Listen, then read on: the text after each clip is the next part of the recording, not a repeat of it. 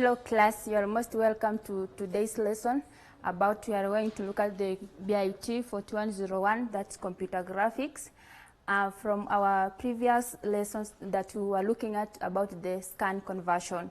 We basically learned that scan conversion, it's how you can be able to draw different primitives using that's the points, the lines, and the polygons. We learned that different algorithms that we can be able to apply to draw these scan conversions in what we call the frame buffer. That's where they are being stored. We learned different algorithms. The first one we learned, if you can recall, it's about the DDA algorithm, whereby we saw on how you can be able to draw different points. We understood that for us to draw something on a graph or to make the scan conversion in a buffer frame, there's some what we call the pixels that you need to turn on and or off. We learned about the basic equation that will enable us to create more or to draw these primitives, what we call the scan conversions in our graphs. We learned about the basic equation, that is the y equals to mx plus c. That's the line of an equation, knowing that for each, as you move drawing one pixel to another, you calculate which is the closest pixel to turn on or off. So today we are going to look at an OpenGL.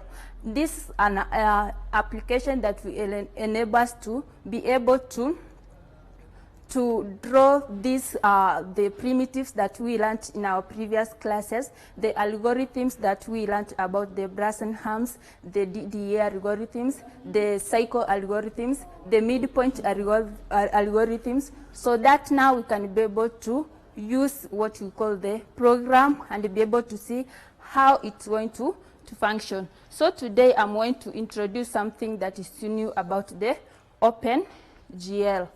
OpenGL basically means an open graphic library that it's going to enable us to act as an interface. It's the software interface to graphic and hardware. We learned that you cannot be able to code or be able to program using the naked. You need an interface between a user and the hardware part of it, so that you can be able to code these algorithms and also be able to declare the primitives, so that you can be able to come up with some images or animations that you are going to project. So today you are going to learn about the OpenGL library. It's the software interface to graphics hardware. We have different sets of these libraries. First, we are going to look at what we call the core OpenGL. The core OpenGL, it just begins with the basic. The GL begins the prefix, that's the GL. So once you declare a primitive from, as we learned from our previous classes, that's the GL color, the GL vertex, the GL translate, and the GL rotate. All the things that you need to cover within the core OpenGL. It is the basic now where we are going to declare the primitives that we learned about. Also, there is another set of library that is going to be of our key. That's the Open Utility Library, the GLU. The GLU provides important utilities such as the camera view and projections. As we proceed towards the end of this course, we are going to learn about how the camera view works, the projection, different projections. So the Open Utility Library will be of handy to that particular when we reach there. The GLU commands, they start with a prefix, that's the GLU, that is maybe EG. You can be able to say the GLU look at, or the GLU perspective. Then we have now a very important library that you are going to look at. It's what we call the OpenGL Utility Toolkit, what we call in short form the GLUT. The GLUT is needed to interact with the operating system. we know that this is an interface. So an interface has to interact with the operating system, so that is such as creating a window or handling key and mouse inputs. As you are going to declare the primitives for any line, for any point, for any polygon that you are going to draw, you are going to declare the primitives. And for you to have these primitives, first you have to need the GLU to create a window. So as we are going to maybe declare a point, we learned about the video display, displays where how we the graphics that we draw, the images, the patterns that we shall create, that are being displayed. We looked at the CRTs, how the mechanisms that they use to display images. So for us to project or to display such images, then you require a key point, that is the GLU that will enable you to create a window for you to project these images. So we have learned that the GLU, for us to create a window where we are going to declare the images, then we have what we call the GLUT commands that start with a prefix of the GLUT, e.g. GLUT create window and GLUT mouse found. That means the GLUT library is very key when you are handling the graphic or using the OpenGL to create graphic images in your for you to display. So that means this, you have to use the GLUT for any window that you want to create, and also the mouse. So this, it's being called the handling key and the mouse inputs. Whatever you put in the input, or when you are handling anything in the keyboard, so this one is going to detect and be able to create the window and the mouse function that you are going to use. Then, so from our previous algorithms that we looked at, we saw that for us to turn on the what we call to create images in a buffer frame. A buffer frame, you can be able to recall it. It's basically a storage unit. So for us, as we are going to declare the points and identifying or calculating the nearest pixel to turn on and off, then we shall be able to use what's the format. I want us first to understand the format in which we are going to create or declare these primitives, so that you can be able to create images that can be able to be viewed. First, we are going to use the visual, the basic knowledge about the Visual Basic and what we call the GLUT libraries. So we are going to make an understanding on how they are going to function. Then the first one, this is the code format. We need to understand how can you be able to declare that. Then the first one, we have said that you are going to use the Visual Basic. Then the #include window, that one I'm assuming that you have the basic knowledge from your C and C++ programming, because I'm sure you have done it. And then for us to declare the GLUT, now be able to create images, then you have to include that. That's the #include the GL stroke the GLUT.h.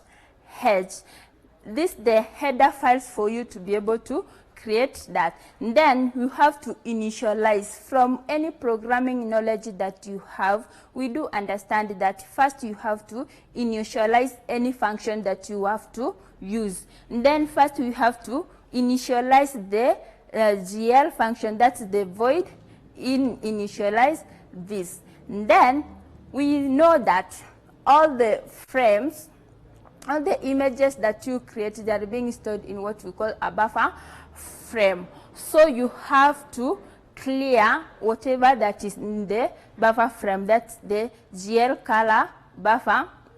This. Then you have to begin. That, remember, this is the core GL library that you are using. And then you have to begin with the GL begin function. Then we have the GL and function. So within the GL begin function and the GL end function, in between, that's where now you are going to declare the functions that we learned from our previous classes, the primitives. Remember, the primitives are the points, the lines and the polygons that we are going to create, and also bear in mind the algorithms that we learned from our previous classes that are going to enable us to calculate the next pixel that we're going to enable to put it on or off.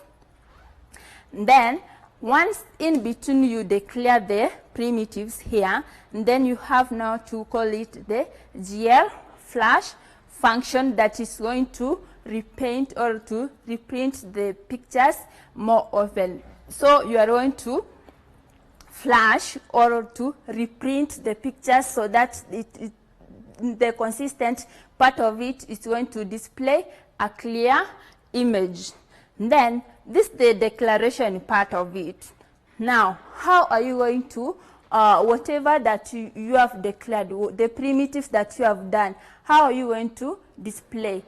Always remember, in any programming language, there must be a main function that calls the enter. So the first thing we are going to declare a main function that's going now to display your scan conversions. Scan conversions is basically the primitives that you have learned in class. So first, you declare the integer main, that is the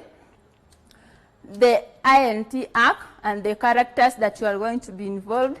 And then you call the initialize the GLUT int, that's underscore this.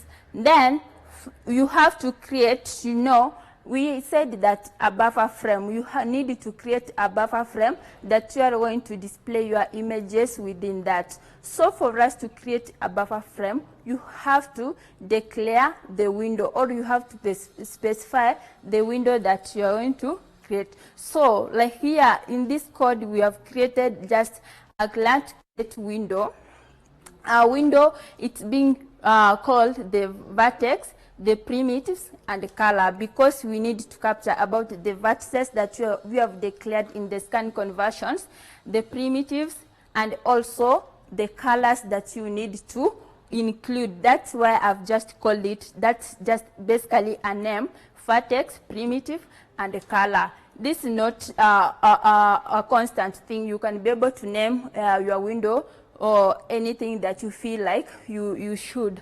Then you have to initialize your window size, the size of the window where you are going to create the buffer frame, so that you can be able to display your images. Then we have what we call the GLUT initialize window position. Where are you going to position your buffer frame for you to do the scan conversions? The default, by default, the position of any buffer frame, it is on the, we call it, this one is the left topmost of the screen. This is usually the default position of any window, but you can be able to declare whichever position that you want to display your images. So once you have declared the size and also the size to what capacity that you want to display your images, then you have now to display the images using the function, what you call the GLUT display function, that is going to repaint the images on our video display monitors that we learned about. We learned about the CRTs, the plasmas, the LCDs, and all that. So if you want to display any image, then you need to have the GLUT display function that's going now to repaint the images, the primitives, or the conversions that you have created, and one has to be able to look. Then you call now the initial function of the GL, and then the return type. The return type from any basic programming language, you always understand that it returns back to the initial program so that you can be able to do that. So that's basically the format, the basic format of an OpenGL. We have looked at the core utilities, the core libraries that you need for you to understand before you start coding in an OpenGL function.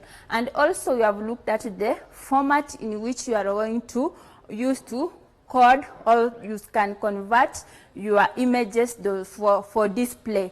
And also we have looked at on how you can be able to configure the windows, the size, and the position in which particular instance that you want to display your images. Then, now we are going to look at an example using the knowledge that you have gotten, or the understanding on how the basic format of coding in OpenGL works.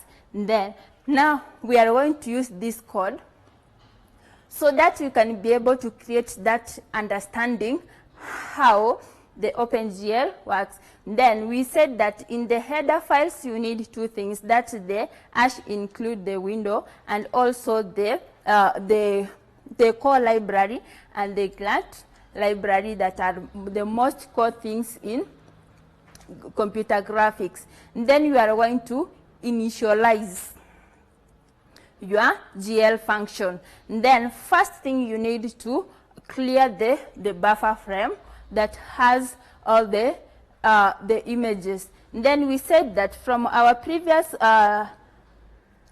you remember that we said that in this basic format, the GL begin and the GL end, in between there, that's where you declare your code, all the primitives from the algorithms that we learned.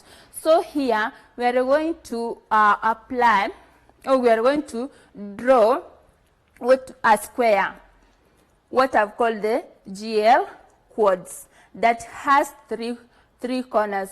So you can be able to see that in between the GL begin, that's the core OpenGL library, and also the GL end, we declare now the primitives that contain all the parts that contain a square. So that is the GL begin. I've called my square to be the GL underscore quads. So we need to declare the vertices of this square. So we have declared it to be the color itself, the color of the square that is to be displayed, and also the four corners of the square. So that means we remember that once you create, you are going to calculate the next pixel within the buffer frame, on which pixels you need to turn on and off. So that's where we have declared the four corners of a square that we need to draw, and also our square is going to be of color red. So this, the 1.0, 0.1, these are basically the colors that you are going to use. So after the declaration part of it, then you call the main function. The main function, that is the initial main function. Then here we have initialized the GLUT function. Then we have created a window, which we created from our previous code, that is of the vertex, primitive, and the color. So here we are going to include this primitive that you are going to create from here, and also the color itself. We are going to create color red. And then we have declared our window size to be of size 320 and 320. And also the positioning of our square, it's going to be of 50, 50. That we said that from the top left part of it, it's where then we have to put the GLUT display function, that now it's going to repaint the function of the image that you are going to display. So once you code this, you are going to be able to get something of the sort. So that means You can be able to see clearly from here that in our window we declared a function, a window of vertex, primitive, and color. And also we initialized it to be 320 and 320 and the positioning itself. So from this image, you can be able clearly be able to see that this is the window that you have declared, and from the vertices or the primitives that you have declared here, it's going to display the color red. So for us to understand fully about this, then we need to understand now that's now the basic outlook or the basic format that we are going to follow as we proceed. And then now we are going to look at the naming convention for the OpenGL functions. That the function, how can we be able to name? We do understand that each and every programming language has some languages are case sensitive. How are you going to name the functions so that you can be able, they can be able to work more efficiently and more effectively? So first we are going to look at the naming convention for OpenGL functions. For us to name fully or well the OpenGL functions, always we need to begin with a lowercase. That is GL, if you can recall for the core OpenGL, the 3 libraries that you have learned, also the GLUT for the OpenGL utility, and the GLUT for the Open Utility Toolkit. So once you have named your core functions or the OpenGL functions using the lowercase, then followed by the purpose of the function. The purpose of the function, we name it using what we call the camel case. What do we understand by what we term as the camel case? It's the initial followed by a capital. That is, e.g., we can be able to name for the core OpenGL, you can be able to say GL color to specify the drawing color.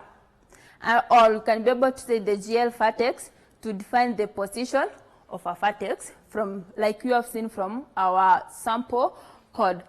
Also, once you have declared the purpose or you have followed by the function, then you need to follow that with the specifications for the parameters.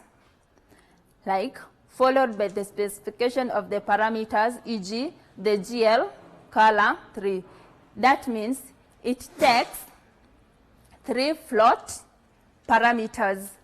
Also, there are what we call the constants within a program. That's the OpenGL constant, which begins with, if you need to declare any constant within the program, then you need to follow this format. You say, e.g. the GL underscore for the core OpenGL, the GLUT in capital letter for the OpenGL utility, and the GLUT capital letter underscore for the OpenGL utility toolkit. So that means whenever you want to declare any constant within the program, then that's the basic format that you are going to use to declare such constants.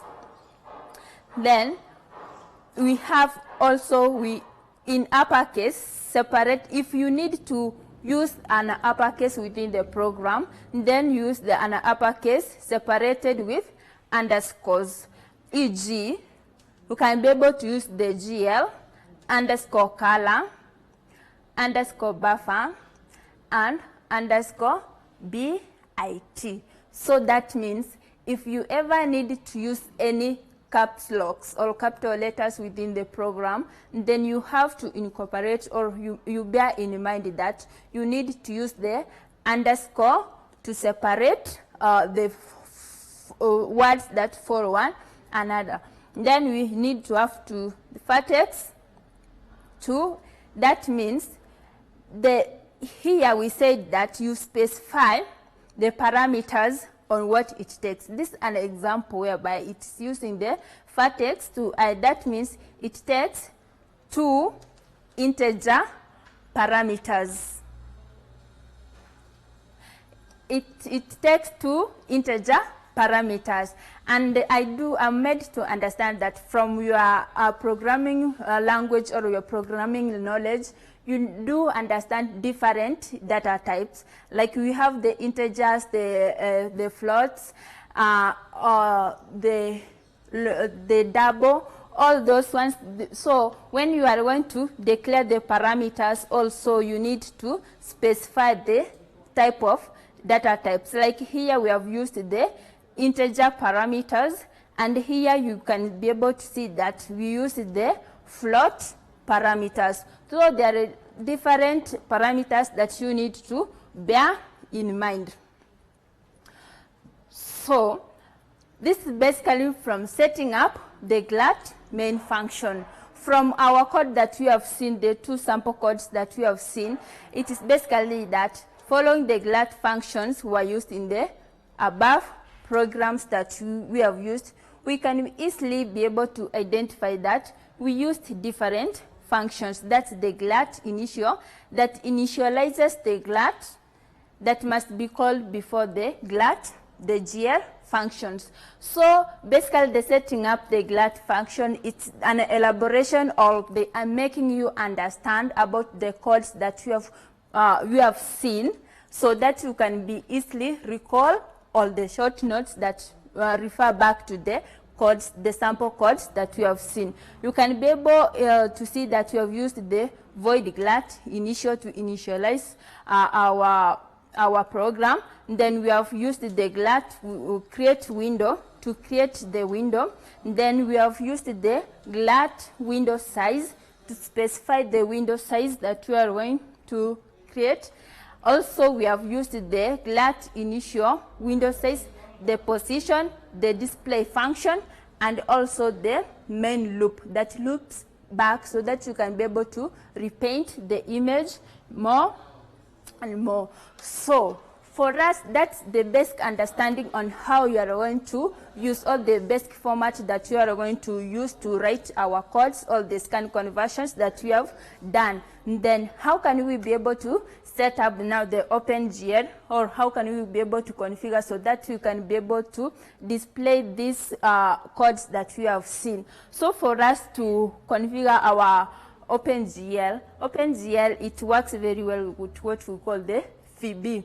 So we are going to use what we call the C. You can be able to write programs using the C or C++ programming language together with the OpenGL.